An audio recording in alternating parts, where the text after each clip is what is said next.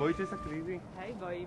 Ja sa bojím ohľadne detí a mama je ekonómka a začala stresovať, že ona bude kupovať nejaké konzervy a také veci.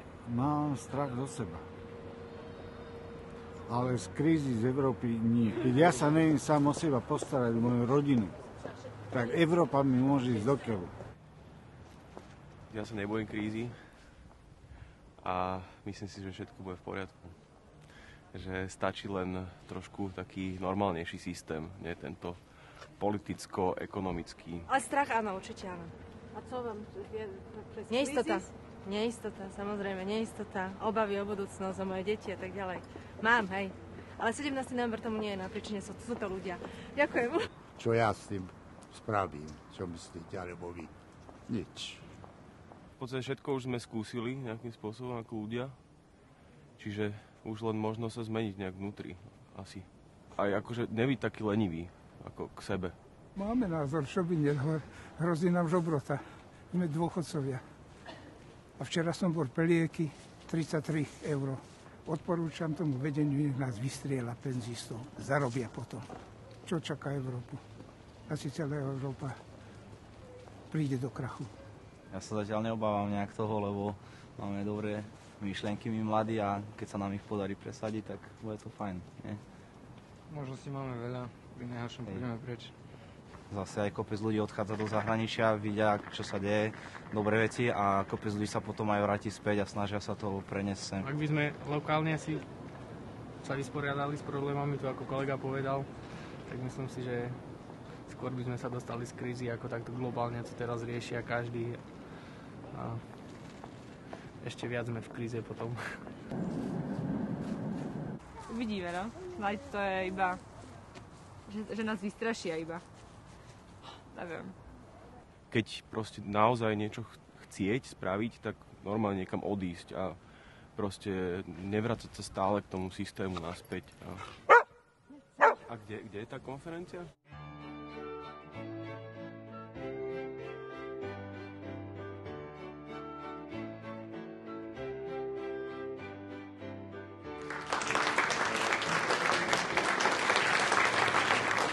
To znovu objavenie slobody roku 1989 stojí pred nami v roku 2011 i tak, či náhodou ten demokratický kapitalizmus, ktorý sme sa tu vyše 20 ročia pokúšali presadzovať, či ten demokratický kapitalizmus nemôže mať aj alternatívu. Ale i tak, či tento kapitalizmus má vôbec alternatívu. Nous vivons un 1989 à l'envers. Et si on se reporte 20 ans avant, novembre 89, dont a parlé tout à l'heure Monsieur le ministre, c'est un moment d'euphorie et de triomphalisme. Le modèle occidental a gagné. Puis aujourd'hui, en 2011, on s'aperçoit que l'histoire continue, mais ailleurs, et que c'est sans doute peut-être la fin de l'histoire européenne, mais ça n'est pas la fin de l'histoire mondiale. Et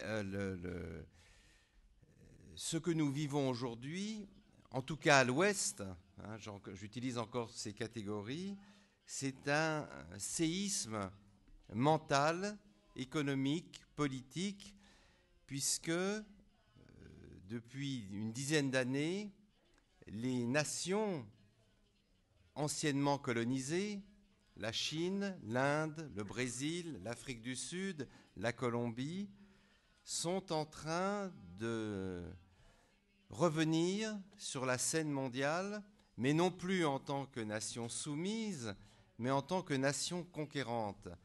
Crisis, revolution, all of that became quite familiar to us, and became a part of our narrative, even if we don't know what is the real meaning of that or what is behind that. So all of that means that that also media is manipulating with us. First we had crisis, then we had crisis coaches, then we had disaster management, crisis management. So that quick articulation and making things sound better, I think that kills a part of the truth. Ja mám takú jednoduchú otázku, že aká je naša úloha ako ľudí a občanov v tejto situácii? Čo máme robiť? Organize manifestations, demonstrations, I don't know. Kiedy ja słyszę dwa słowa, kryzys i strach, to strach kojarzę z czasami stanu wojennego w Polsce i z działalnością opozycyjną. Ja się naprawdę bałam. Bałam się o przyjaciół, o siebie i o dziecko. Nie potrafię sobie wyobrazić sytuacji, w której mogłabym się równie bać. Dlatego się nie boję. I ten tytuł strach jakoś mnie nie przejął. A druga sprawa to jest kryzys. Ja myślę, że to jest ten największy punkt różnicujący podejście Europy Zachodniej i Wschodniej. Ja takiego kryzysu się w ogóle nie boję. Les nouveaux Européens ont gardé un esprit de résistance et une habitude de la douleur que nous n'avons plus. Ils ont été colonisés, occupés pendant 40 ans, ils ont manqué de tout. Et nous sommes évidemment les enfants gâtés de la démocratie et de la prospérité.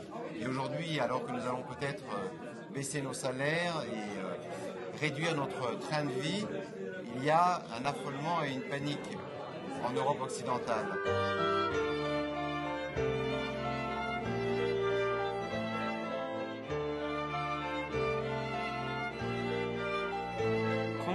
budúcnosti, tá sama téma je strašne zaujímavá. Táto téma má reálne opodstatnenie a je to super, že sa takáto diskusia teda ocitla tu nám v Bratislave. Žili sme dlho tu v dobe, kedy neboli filozofi potrební, boli potrební právnici a ekonómovia a politici a novinári. Filozofov nemali čo povedať. Keďže sa spoločnosť mení, tak treba mať aj vízie do budúcnosti, ktoré sú iné. A napríklad toto ma dosť zaujalo. Teraz žijeme v situácii, ktorú treba premyslieť. Problém je, že filozofi sú trochu pomalí, že ten čas ide rýchlejšie, ako filozofi stačia reflektovať. We're in trouble. In really deep trouble. And this is not just a matter of the global economy being in crisis. And this is more than just our civilization at a crossroads. We're not grasping the enormity of this moment. We are sleepwalking or the walking dead. You can have all the austerity measures in the world, and we need austerity. And we can have all the fiscal reforms of the market. But if they're all geared to an old economy that's exhausted, how do you create new jobs and new opportunities? We are on the cusp of a new convergence of communication and energy, a third industrial revolution that could get us to biosphere consciousness and get us out of the geopolitical logjam we're in. Ak si to neuvedomíme, ak nebudeme jednoducho stáť tvárou tvár skutočnosťam, o ktorých hovoril, už bude neskoro. Škoda, že v sále nesedeli aj politici, ktorí dneska sa zrejme pripravujú na novú volebnú kampaň, aby si uvedomili, že aj mnohé kroky, ktoré sa robia, sú vlastne krokmi hlboko späť.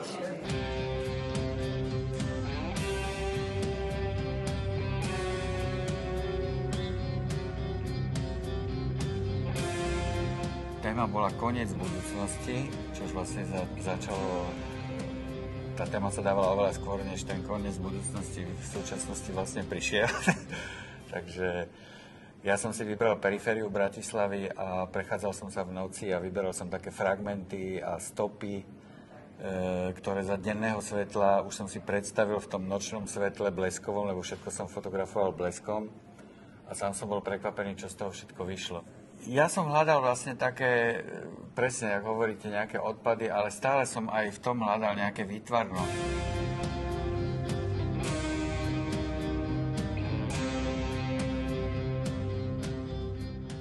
Everything is shaking and rocking in the only stable place. The only stable country is this democracy Israel, a developed country, prosperous country, everybody's equal under the law. It has a strong military because it has a strong society.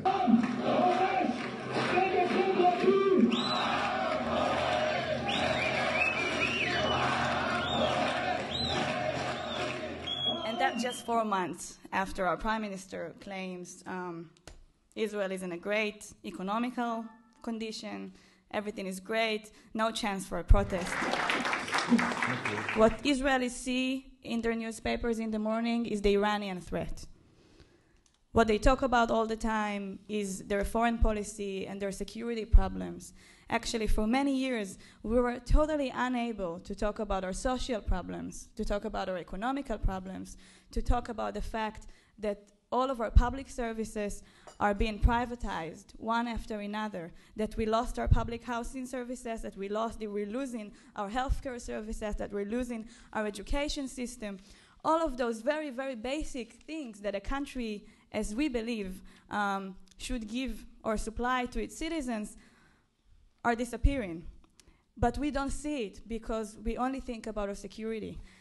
And I think, like in many other countries around the world, the protest has begun. There was a time when revolution used to have ideological names. They could be fascist, communist, liberal. Now they have the names of the communication tools. They're either Facebook or Twitter and things like this. And it's very important. When people are commenting why they like people on the street, they like them because they don't know why they're there. Out of the general poetic metaphors like dignity or social justice, and also we always claim that all people are there. Not a single social group, but everybody is there. Secondly, they like them because they don't have leaders. Part of that new politics is that leadership is not hierarchical. Exactly. That there is no one leader. There are a lot of leaders. Everybody should become the leader. That's a very important aspect of the new movement. It was extremely enriching, actually, to see the young generation in action, the young activists from Israel, for example, who is trying to mobilize the civil society, has managed to do a tremendous job, I think. Nobody would be able to do it so quickly, so fast. And I think in no other country before 2000 this would have happened. We saw the action of the Twitter generation, of the internet, of the mobile phones, of the Facebook and so on, blossoming on the streets of Jerusalem. This is what we would need in Europe, not just an isolated movement in Spain, an isolated movement in Italy or in Greece, everybody wanting something else. Everybody wanted, lower pension age and so on. But actually united movement crying about this house that they want, the European house about which Gorbachev spoke once. So this was highly interesting because I was thinking, yes, this woman is doing something that maybe have a relevance and a teaching for the generations of protesters today in the crisis hit Europe.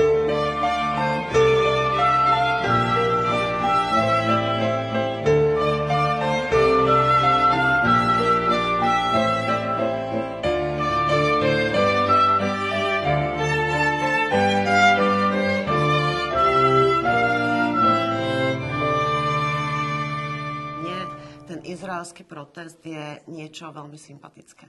Pretože je to taká nádej, že vlastne existujú tí mladí ľudia, ktorí chcú, možno ešte nevedia, že čo zmeniť, a to je možno úloha tých starších, aby boli pri tom a kladli tie otázky, upozorňovali ich na veci, aby tí mladí začali chápať, že čo vlastne chcú zmeniť a ako to chcú meniť. Myslím, že sme tak nejak akoby menej zvyknutí na sociálne protesty, alebo sme skôr zvyknutí ako také nejaké trpezlivosti a poslušnosti. Lebo naozaj je to tak, ako tam zaznelo, že zrazu, keď není proti komu protestovať, tak nevieme, čo ďalej. A to je podľa mňa, to bol ten základný problém u nás 89. Ten potenciál toho nepokoja je všade a snáď aj na Slovensku a je asi naozaj otázka, kedy vznikne taká nejaká konštelácia, taká situácia, že to nejakým spôsobom prebublá a vypukne. Bolo veľmi zaujímavé počúvať o tej izraelskej skúsenosti a veľmi povzbudzujúce. Práve preto si myslím, že táto konferencia nie je o rezignácii, lebo naozaj tu zaznelo viacero momentov, ktoré sú veľmi nádejné do ďalšieho vývoja. Čo sa týka na Slovensko, ja by som bola celkom rada, keby niečo podobné sa niekedy vygenerovalo aj tu na, proste naozaj tá iskra v tej spoločnosti medzi ľuďmi.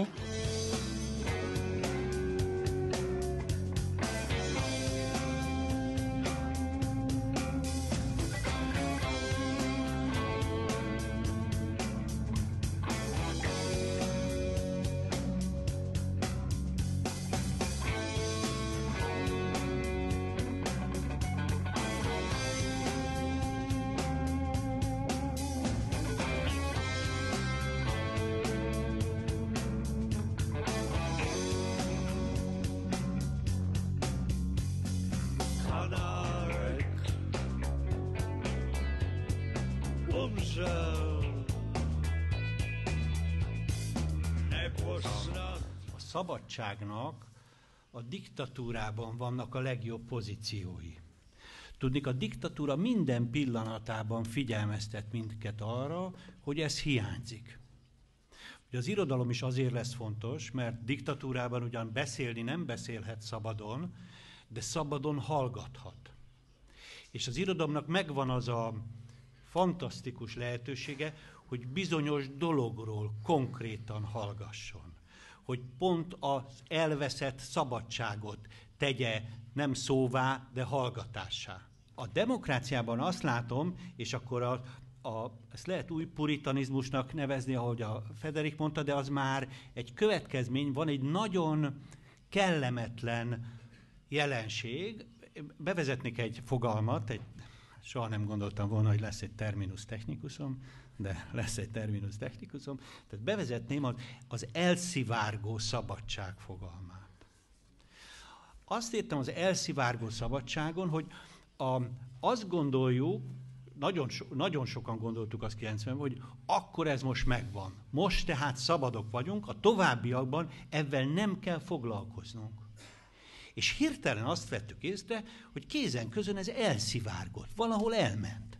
I think Peter was right saying it's good to be a victim to some extent. We lost our intelligence because we almost didn't have it for 20 years. Probably it will come again with the new Putin, but now we don't have intelligence because we lost this political fear. And intelligence, it's kind of cucumbers when you put and you salt them, and only in this salt water they appear with intelligence. We don't have this salt up till now. We, to some extent, we are still a rather free country if we talk about books and about free talks. But at the same time, when I write for New Yorker, for instance, or even for New York Times, I have, believe me, a lot of problems with using every, let's say, free word. This is not politically correct, this is not good for our liberal point of view, and this is not good with Russian-American, Obama-Putin relationship. Fuck them, you know. They are a free country, they pretend to be a free country, they are not. We had this political censorship of fear, of course, and madness. But here is the beginning of new censorship of terror of security. Terror of security. Don't drink too much, don't smoke inside, don't smoke outside, don't take more sugar, don't use salt, and so on. In 5 years it will be also a camp here, Europe, if you don't fight against it.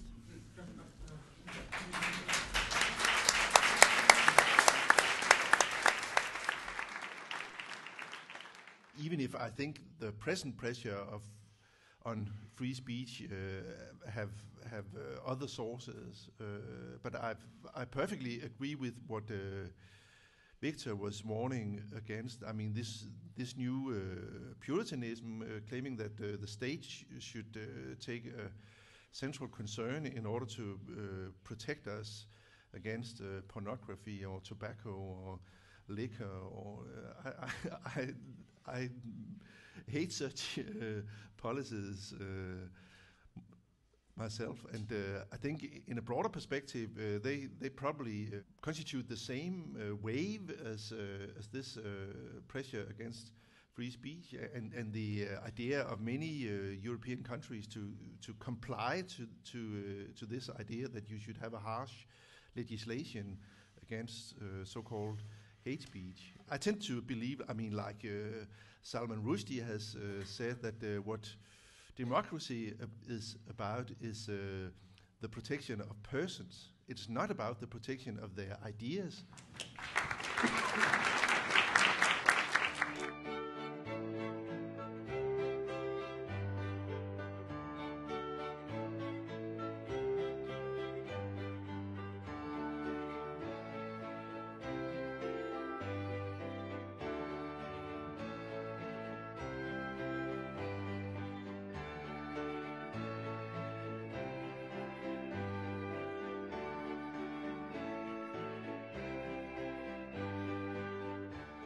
veľmi veľa ľudí v našej spoločnosti až príliš pasívnych a častokrát skutočne až apatických voči tomu, čo sa okolo nich deje.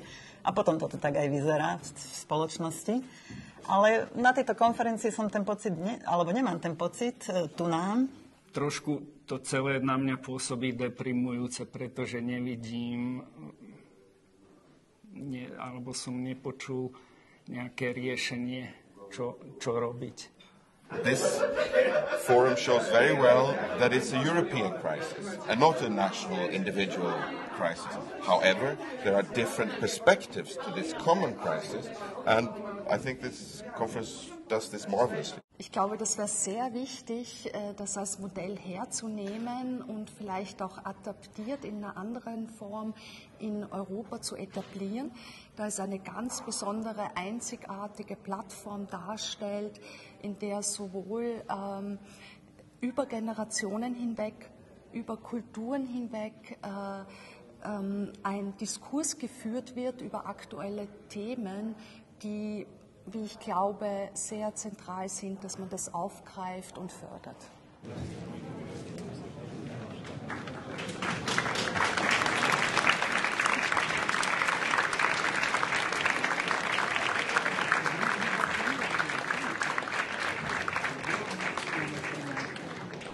Finančné trhy sa zbláznili. Moja prvá otázka smeruje k pánu Rachmanovi. Čo sa deje? Yeah, I think we are in the middle of a crisis that's been building for some time. Quite what the nature of the crisis is still a matter of controversy, actually, and that's in a way part of the problem. Is it to do with financial markets? Is it to do with the structure of the euro? Is it to do with a lack of European solidarity? And because people can't quite work out, well, what's really the core of the problem, that has made it harder to solve. Ja vždy hovorím, že dobrý deň, chcem sa zoznámiť s finančným trhom. Ako osobne by som rada spoznala aspoň jeden personifikovaný finančný trh. Pretože sú to naozaj nejakí imaginárni páni v oblekoch, ktorí momentálne, dovolím si povedať, sa snažia tváriť, že budú rozhodovať o budúcej podobe nielen Európy. My máme úlohu im v tom aspoň trochu skúsiť zabrániť. Sometimes you get this rhetoric, say in the European Parliament or whatever, that the financial markets are a single thing which have decided to dump the euro or whatever. In fact, there are thousands of people making different decisions, and it's the sort of accumulation of their decisions which pushes the markets one way or another. So this idea that there's a kind of conspiracy of people sitting in Wall Street who've just decided that they're going to break the euro is silly. The other thing, I think, is it's a mistake to think of the financial markets as the enemy or as people who have to be tamed. Again, you get that rhetoric from Merkel, from Juncker. They're our friends. I'll tell you why, because they're lending us money. We countries are going and saying, we need this money. Will anyone lend it to us? And the financial markets will say, yeah, okay, I'll write you a check and you give me X%. They don't have to do that. And what's happening is they're deciding, okay, well, maybe we won't get this money back, so we're not going to lend it. That's their decision. And it's not evil. Because it's not even always their money. It's the money of pensioners. It's the money of, people. The money in the banks comes from other people. It's not their right to lose that money by lending it to a country that's not going to pay it back. Měli jsme tady včera panel, který se jmenoval Jazyky strachu. A byl to zajímavý panel. Evropa je podstatně konstrukce proti strachu. Po druhé světové válce jazyky strachu převládaly v Evropě. Všichni měli strach ze všeho. Měli strach ze sociálních nepokojů, měli strach z krizí, měli strach z Němců, měli strach z Italů, měli strach z diktatur. Zase to euro je konstrukce proti strachu. A teď ovšem Evropu současně charakterizuje ještě jeden strach, který patrně rozloží. A to je strach z toho, co bych nazval konsensus. Vyvlastňuje v podstatě demokratické procesy ve prospěch byrokratického rozhodování. Takže tato konstrukce proti strachu sama jaksi se stává dneska zdrojem strachu. Dovolte obrátiť sa na našich hostí, ako oni zvonka vidia pozíciu Slovenska A ako krajiny, ktorá obetovala vládu, aby zostala v hre, aby sa neocitla na okraji, ktorá sa rúti do volieb, je v tomto našom lokálnom príbehu nějaké poselstvo širšie pre Evropu. A já pořád ještě věřím, že Evropa je místo, kde se sejdeme, nemyslím jenom my, ale všechny evropské národy v nějakém způsobu se sejdou. Velký evropský spisovatel Franz Werfel, který byl vlastně Čechoslovák v jistém slova, tak ten napsal, že Rakouská říše nebyla melting pot národů, kde by se v rychlosti průmyslového věku tavily ty národy v novou hmotu, ale že to byl humus, do kterého ty národy měly padat pomalu jako podzimní listí a tam se tlívat a vytvořit. Já si pořád myslím, že to tak má být, že ta Evropa musí být takový humus, kam ty národy pomalu padají, jak listí usychají v tom pomalu a jsou to tedy národy, které... Není to melting pot, nechtěl bych být semlet na Němce, ale tak jsem ochoten tak padnout do toho evropského humusu vedle toho Němce a vytvořit jakousi, z něho něco vyroste evropského. Jsem věrný této představě a je mi líto, že Rakousko tedy se nemohlo stát tím humusem, ale snad tedy ta Evropa se jim konečně stane. Když jeden z největších klasiků napsal, že Rakousko bylo jakousi předehrou té sjednocené Evropy. Tak bych si přál, aby Slovensko k tomu přispělo a jistě je to země, která k tomu může přispět zásadně už jenom pro svou polohu v Evropě.